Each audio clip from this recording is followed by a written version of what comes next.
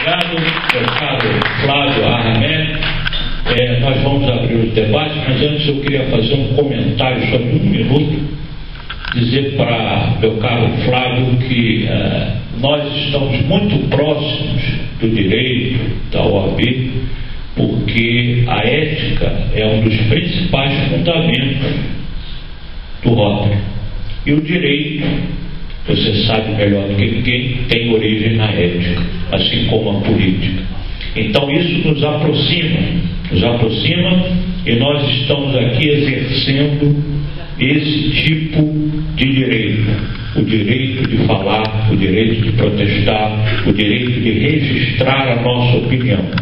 Quero que vocês saibam, também o meu caro colega, professor David Zi, que eu sou também professor universitário, vocês, o conjunto, representam aqui o 32º palestrante, panelista que passa nessa última fase aqui do nosso programa. Aqui nós ouvimos diversos pensadores e pesquisadores como vocês, nacionais e internacionais, né?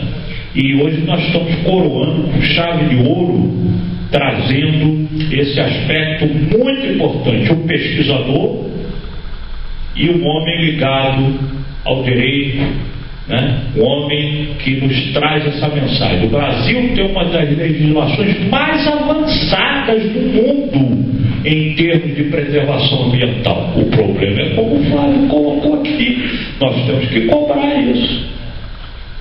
Nós temos que cobrar. Vamos começar com o governador Salvador, que já tinha me acenado ali. Por favor, pois não, governador. Quer vir aqui à frente, quer usar o microfone, é sua vontade.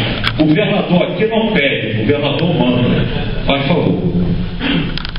É o governador do centenário. Governador do centenário de Roma. Estimado presidente Paulo César, debatedores, expositores magníficos, maravilhosos, na tribuna Salvador da Costa Marques Neto, ratificação de advocacia trabalhista. Eu fiquei bastante encantado com o que vocês, dois grandes expositores, expuseram. E me chamou a atenção, há pouco tempo, eu estava fazendo uma leitura de um artigo do nosso presidente de Rota Internacional, Banerjee Kalian, cujo lema dele é "Conheça a si mesmo para envolver a humanidade". Quando ele estava falando sobre esse artigo, sobre a sustentabilidade em Rota, e ele estava dando um exemplo dentro desse artigo, muito interessante, eu estou apenas resumindo, de que da necessidade de uma comunidade em se fazer, houve essa decisão de se construir um forno solar para cozimento da comida daquela comunidade. E aí ele questiona, ele é um filósofo grande, ele fala, se isso fosse generalizado, isso talvez não fosse interessante, que bateu exatamente no que o doutor David disse. A gente tem que pensar no entorno, no local, porque ele comentou dizendo o seguinte: imagina se a tradição daquele povo é fazer esse cozimento de manhã cedo. Não vai ter o sol para isso.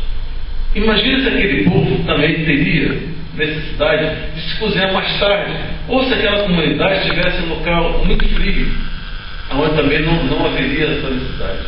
Então, e bateu bastante de conta essa parte que o professor falou sobre o entorno. Aquelas pessoas, autoridades daquele local, é que deveriam fazer com que realmente se respeitasse aquela autoridade do local que está sofrendo.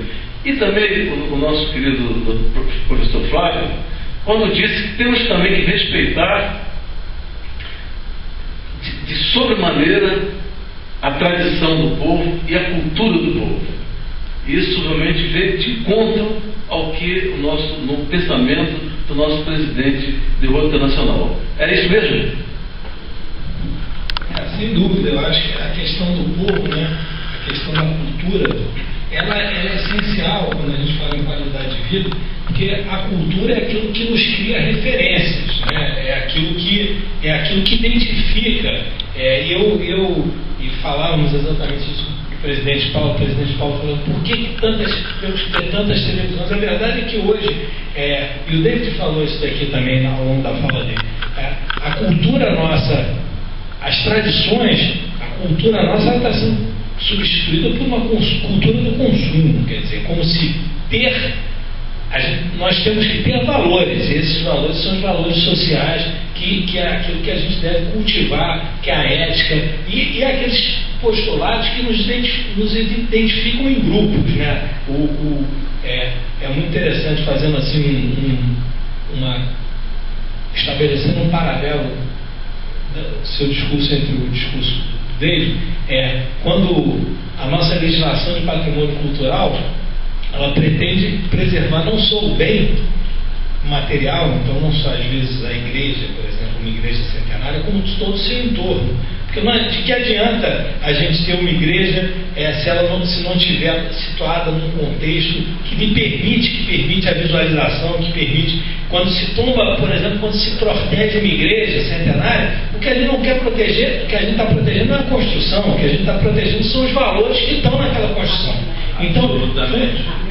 Posso dizer amém sem ser religioso? Foi gentileza. Então, quer dizer, nós estamos aí, é uma celebração realmente daquilo que o homem enxerga de valoração, de digno de respeito. E aí são questões que não se limitam à questão do patrimônio histórico material, mas também patrimônio material. E aí eu vou citar umas passagens recentes que vivemos no Rio de Janeiro, interessantíssimas, do nosso prefeito Eduardo Paz aqui, que outro dia resolveu preservar o mate de praia e o biscoito de polvilho. Quer dizer, o mate-leão, na verdade, que ele entendeu que aquilo faz parte de uma tradição da população do Rio de Janeiro. O Rio de Janeiro é uma cidade tão audaciosa e aí os senhores me permitam, os que pertencem a outras facções, mas que o prefeito Eduardo Paz, como um homem enxergando ali, elaborou um decreto preservando a torcida do Flamengo como patrimônio material. Eu sei que outras devem ser preservadas, mas do Flamengo reconhecidamente. Eu também concordo, mas há uns que discrepam. Mas entendendo que ele é vascaíno. Eu não lembrava desse fato, mas enfim, eu cito alguns exemplos. Eu acho que essa questão do patrimônio cultural, da memória da população, dos valores, eles realmente são fundamentais, porque eu acho que a cultura é com a cultura que o homem se emancipa. E é muito interessante que alguns autores, quando eu falava no início da minha exposição, essa distinção entre meio ambiente cultural, tem alguns autores que dizem o seguinte: o meio ambiente artificial, ele engloba patrimônio cultural e engloba meio ambiente construído, que aí seriam as cidades. Seriam itens, né, espécies do mesmo gênero, que seria a questão que realmente é aquilo que o homem transforma na natureza, mas ele transforma com o propósito de, ao transformar, produzir valores, e essa valoração realmente uma valoração que tem sentido para ele. E aí são itens que realmente vão desde a gastronomia até a gastronomia tradicional, né? Não o McDonald's, mas a gastronomia, a comida tradicional, como arte que gera uma referência e que realmente tem um caráter simbólico importante para a população. Realmente essa é uma preocupação que em substituir, quando a gente fala em economia verde, né, a gente tem que substituir o consumo desenfreado, aquela obsolescência programada que faz com que troquemos de celular de 6 em 6 meses, troquemos de carro, etc., por modos de consumo que privilegiam as questões do espírito. Então eu acho que a gente vai ser realmente muito melhor como ser humano se a gente consumir mais arte, ir mais ao cinema e mais ao teatro, do que gerar gases de efeito estufa e ficar trocando de celular toda hora. Então é isso mais ou menos que eu queria dizer, e concordo plenamente com você. O governador Medeiros já pediu a palavra, nós vamos passar para ele. Não sei, antes de fazer um breve comentáriozinho, uma frase que você citou que me lembrou um grande educador e humanista brasileiro, já falecido, Dom Lourenço de Almeida Braga, reitor do Colégio de São Bento, de 42 anos. Ele dizia o seguinte: o conhecimento liberta o homem. Eu já me identifiquei como prestador de serviço às comunidades, não vou repetir. Queria provocar a mesa na pessoa do expositor Dr. Lee, e vou falar como bacharel, que eu não sou advogado, eu sou bacharel. O Dr. Flávio, eu sou do tempo do Raimundo. Você conheceu o Raimundo? Ele foi presidente da OAB, Raimundo Fauro. Eu sou daquele tempo em que a Ordem dos Advogados do Brasil era menos do que é hoje do ponto de vista de imagem pública, mas tinha poder. E eu me formei por ali, ouvindo estudantes aqui no calabouço e tal. E eu me lembro que o Raimundo Fauro, ele foi patrono, inclusive, da minha turma, da Estácio de Sá, a primeira turma de advogados que saiu de lá. E ele dizia o seguinte, que a Ordem dos Advogados do Brasil, na pessoa de seu presidente e de sua diretoria, tinha certos poderes que os governantes não imaginavam que tivesse. E que esse poder dessa imagem se valoriza e se caracteriza no Rotary Internacional, por ser uma instituição em 200 e muitos países. Então, a pergunta, a provocação é a seguinte: a interferência interpaís não existe hoje, a coisa tem que ser na base do entendimento. Esse poder coercitivo ou a sanção que nós queremos colocar na ciência jurídica para ordenar a sociedade, ela tem uma força que emana exatamente da Ordem dos Advogados do Brasil. A pergunta é, dentro do ponto de vista do Dr. Flávio e do Lee, coisa muito bem colocada, até isso era uma palestra para ter 500 pessoas aqui ouvindo, mas como disse o Valdir da Rocha, não é, meu padrinho? Aqui não estão todos, mas quem está aqui são os melhores. Não são os bons, não, são os melhores. São os melhores. Os bons tem que ter um pouco mais. A pergunta é, por que e como a Ordem dos Advogados do Rio de Janeiro, em função de ser membro da Ordem dos Advogados do Brasil, e o presidente, eu acho que não é sediado em Brasília, é aqui? Está em Brasília, né? Lá na época do Raimundo. Tem o presidente daqui e tem o presidente aqui, a nossa institucional, né, do Rio de Janeiro. Sim. A pergunta é, por que a Ordem não se manifesta do ponto de vista de sancionar, criar sanções? Veja bem, a pergunta ela não vai, precisaria falar uma semana para poder englobar o que eu quero dizer. Eu parto aí de que cada profissão, todas as profissões têm um código de ética. Eu me lembro muito bem do código de ética dos advogados, eu tenho um original, inclusive autografado, onde a gente abre, a gente fala em ética. O Rotary Internacional tem um código de ética que não está escrito em lugar nenhum. Não precisou escrever.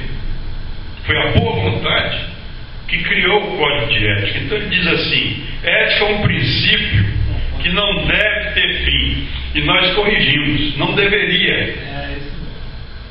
Porque dentro dos rotarianos também existe um pouquinho de falta de ética, embora não seja tão tão forte como é nos governantes. Então, por que a Ordem dos Advogados do Brasil poderia sancionar determinadas questões envolvendo a sociedade do ponto de vista do contribuinte e do ponto de vista daquele que tem o dever de prestar contas ao contribuinte? Tipo, o guarda de trânsito chega e lhe questiona, você diz para ele: você é pago porque eu pago para você ser guarda de trânsito, então você me respeita como cidadão. E aí eu entro na pergunta objetiva. A Ordem dos Advogados do Brasil, ela pode criar um projeto em cima de sancionar pelas seccionais a conduta desses governantes. Por que não faz isso? Boa pergunta. Ótimo. Muito obrigado.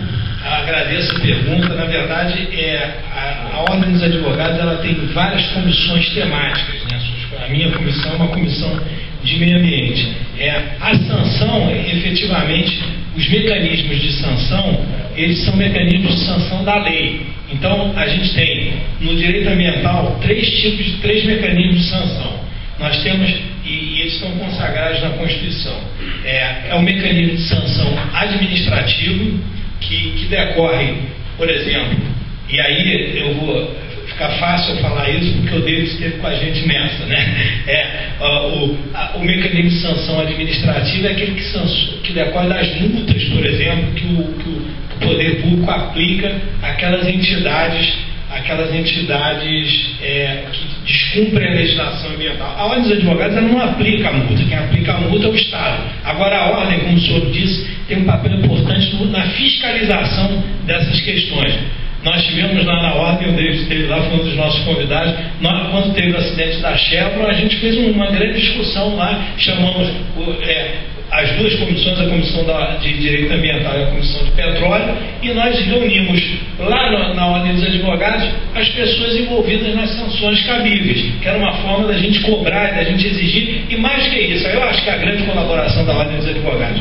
O problema, das vezes, da lei é porque, às vezes, ela não contém os mecanismos, como eu disse aqui no início, de imposição de sanções de forma que elas se tornem efetivas. E esse trabalho a gente faz. Então, lá nessa reunião, o Procurador-Geral da Agência Nacional de Petróleo ficou lá anotando as coisas que o David falava, no sentido da gente criar, por exemplo, na área de petróleo, é um problema. A gente só descobre isso quando tem os acidentes. Então, teve um acidente, a gente, a partir de uma discussão na ordem, a gente verifica o seguinte: temos que criar mecanismos de controle e acompanhamento, mecanismos na lei, de forma que a gente estabeleça formas para que a produção de petróleo hoje ela tenha um acompanhamento maior durante, para que você não tenha depois o problema de penalizar quem criou. É muito mais importante a gente fiscalizar, e é claro, essa fiscalização ela é feita não pela ordem, a ordem como os senhores aqui, nós somos aí voluntários, e como voluntários, e o advogado ele tem um papel importante porque a sociedade ela tem os seus órgãos para perseguir a questão da observância da lei ambiental. No caso, quem é pago para proteger, para buscar, para mover as ações ambientais? No caso, o Ministério Público, que ele que tem ali a legitimidade para cuidar da questão do direito difuso. O que não impede, aliás, que a gente tenha uma atuação permanente. Nossa preocupação muito grande, governador, tem sido no sentido de aprimorar esses mecanismos legais para que a lei alcance efetividade, cobrar das autoridades isso.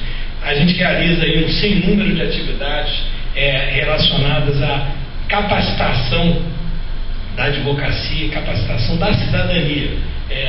Só por um exemplo só que eu acho digno de nota, a Ordem dos Advogados, o direito ambiental é um direito relativamente recente. Então, provavelmente quando o senhor fez a sua faculdade, nem se falava em direito ambiental, e muitos dos advogados formados não possuem a cadeira nunca estudaram direito ambiental, porque algumas faculdades brasileiras não têm o direito ambiental nem como matéria no seu currículo. Às vezes nem como matéria letiva. Tem algumas que têm já como matéria letiva, outras nem como matéria letiva. Então nós criamos dentro da Ordem dos Advogados um curso de direito ambiental para capacitar a advocacia. Esse curso já está na 8ª edição, já formamos mais de 600 profissionais, e esse curso, e aí o exemplo dessa questão do nosso trabalho em prol da cidadania, esse curso hoje capacita a fiscalização do Estado do Rio de Janeiro na observância da lei ambiental. Quer dizer, o que eu quero dizer com isso de forma bastante resumida é que nós temos tido o advogado, ele não impõe sanções. Quem impõe sanção no Brasil, pela Constituição, são três entidades, né? O Estado, com a penalização administrativa, e o Poder Judiciário, através das ações movidas pelo Ministério Público ou pelas entidades, associações de classe, e o Poder Judiciário também, quando essa lesão ao meio ambiente, no caso, ela tem uma implicação criminal. Aí o Poder Judiciário criminal, Poder Judiciário, os juízes criminais, eles vão lá aplicar a lei criminal àquele caso concreto. Nesse sentido, a nossa atuação ela tem sido muito na questão de aprimorar a legislação ambiental. Então, estamos presentes em toda a discussão. Como eu disse, você tem o exemplo do Código Florestal, essa legislação de proteção civil, temos um parecer do deputado relator. Então, a gente se irmana nessas discussões com o Poder Legislativo para que tenhamos leis que não sejam leis, que sejam leis de cumprimento, sejam instrumentos de comando e controle que alcancem a efetividade. E temos aí um papel, eu acho que bastante relevante no sentido de tentar tornar essas leis conhecidas para que a cidadania se mobilize de uma forma geral para a sua observância. Não sei se eu respondi a sua pergunta, mas essa a nossa meta principal. Vou replicar, Flávio, pelo seguinte: a nossa Constituição diz que a todos é dado o direito de mitigar, mas mitigar através de uma instituição que tem poder político é mais fácil. Eu só queria corrigir a minha pergunta, não a sua resposta. A pergunta era: o Ministério Público pode, através de alguém que o acione? A pergunta é essa. A ordem politicamente pode tomar iniciativa de fazê-lo? Com certeza isso é feito rotineiramente, governador. Então, desculpa se eu não compreendi a minha falha. Nós fazemos isso permanentemente. Então, nós oficiamos ao Ministério Público permanentemente, oficiamos aos órgãos públicos permanentemente. Chegam lá denúncias na Ordem dos Advogados, imediatamente nós acionamos. Só para o senhor ter uma ideia, um breve exemplo aqui, nós tivemos uma discussão quando a gente tem um empreendimento, um grande empreendimento, a gente tem as chamadas audiências públicas, que fazem parte do processo de licenciamento ambiental, que a lei impõe como forma da população saber o que é um empreendimento. Quando foi designada na época do governo Lula, foi designada uma audiência pública que não seguia o trâmite legal, uma audiência pública que reputávamos importantíssima, porque era uma audiência pública relativa à usina nuclear de Angra 3. A Ordem dos Advogados, verificando que a lei não havia sido cumprida, oficiou o IBAMA e conseguimos estancar aquele processo ilegal na época que estava sendo realizado, porque verificamos ali, olha, a audiência pública, na verdade, rapidamente citando, a audiência pública tinha sido convocada num prazo muito curto, que não era o prazo previsto em lei, e não estavam disponíveis os estudos de impacto ambiental que permitiria à população saber qual era a abrangência do empreendimento. A própria ordem, o IBAMA na época estava em greve, oficiamos a ministra Marina na época, na verdade, primeiro interpelamos o presidente do IBAMA, aqui, o superintendente do IBAMA. Olha, o que está acontecendo aqui? Porque essa audiência não pode ser realizada. Entendemos, etc. E nós oficiamos e essa audiência não foi realizada. Estou citando um exemplo rápido aqui, mas são outros os vários exemplos aí que eu poderia. Assim, por exemplo, no caso de plataformas de petróleo, tivemos aqui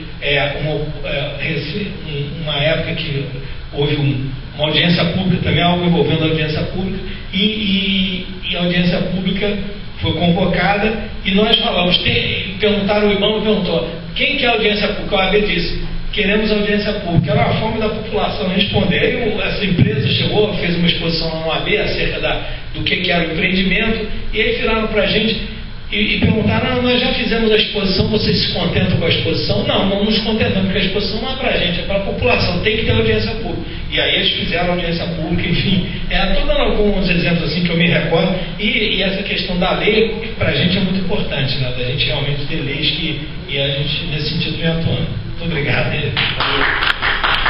Bom, nós temos, meu padrinho já, meus amigos, é com muita satisfação que nós vamos encerrar o nosso painel e dizendo a vocês que eu me sinto muito orgulhoso de encerrar com chave de ouro com tão brilhantes palestrantes, né? Professor, doutor David Zi, o nosso Flávio Ahmed, e vamos aqui prestar aos dois a nossa pequena homenagem. É uma homenagem muito pequena, mas representa todo o nosso carinho e todo o nosso agradecimento pela passagem dos dois aqui. Nós queremos dizer que você foi o 31º e o nosso David Zia, o 32º que passaram aqui nesses 3 últimos dias, de manhã, de tarde, em painéis, em palestras, e nós estamos muito satisfeitos. De maneira que eu vou começar com o nosso expositor, professor David Zi.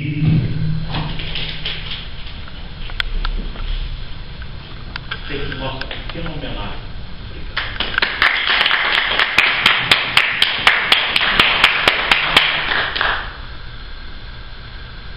Em seguida o nosso professor Flávio Ahmed.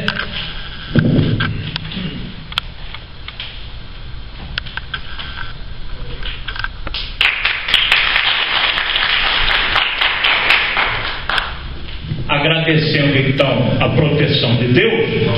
Pois não, Salvador. O Salvador também tem um diploma.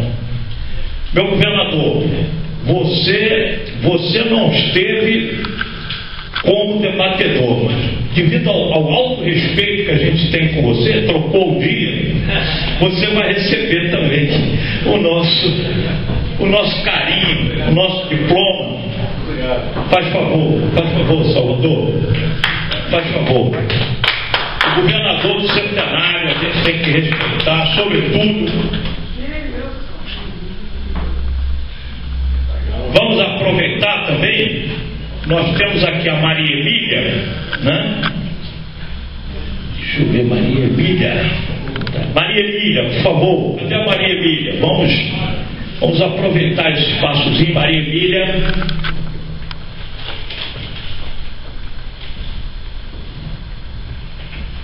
Grande aquisição. Moisés falou: nós vamos lançar candidato, para vocês saberem. Um deles é o Paulo Coelho, candidato ao Prêmio Nobel de Literatura, graças à nossa Maria Emília, que nós conseguimos convencer o homem a aceitar ser o nosso candidato, né?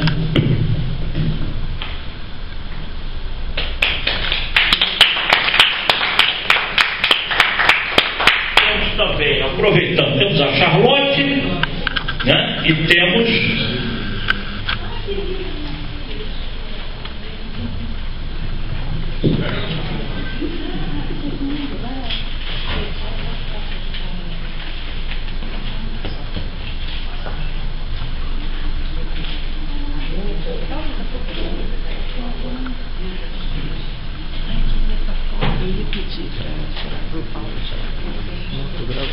por favor, Charlotte.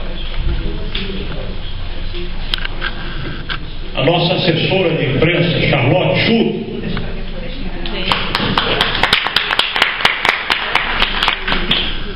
A nossa assistente da assessoria de imprensa, Luísa Schutt.